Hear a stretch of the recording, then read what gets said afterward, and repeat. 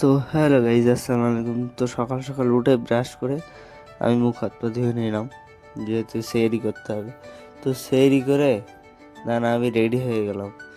হ্যাঁ ভাই, সকালবেলা কাঁধে ব্যাগ ট্যাগ ঝুলিয়ে এখন রাস্তায় পৌঁছে গেলাম। কোথায় যাচ্ছি সব বলছি। তো ফাইনালি আমি সকাল হয়ে গেছে, বাস স্ট্যান্ডে পৌঁছালাম। দেন বাস স্ট্যান্ডে পৌঁছে বাসে উঠে তো জানলার ধারে সিট পেয়েছি, উইন্ডো সিট। তো ঠিক আছে, চলো হাওয়া খেতে খেতে চলে গেলাম একটা বাস স্ট্যান্ড। দেন অন্য একটা বাস স্ট্যান্ডে যাওয়ার জন্য যাচ্ছিলাম। দেন একটা নদী নালা ছিল, আর আঙ্কেল ওখান থেকে কাপড় কাচ্ছে। আঙ্কেল একা একা কাপড় কাচ্ছে, তো আমরা তাই দেখতে দেখতে চলে গেলাম। দেন ফাইনালি আমি নেমে গেলাম। তো বিকাল হয়ে গেছে প্রায়। তো রুমে এসে গেছি, ঠিক আছে। তারপর রুমে এসে আমি নামাজ পড়লাম, আসলে টাইম হয়ে গেছিলো যেহেতু, বাকি জোহরটা পড়তে পারিনি। দেন আমার এই দোস্তটা বললো চলো ইফতারি করে আসি, টাইম হয়ে গেছে।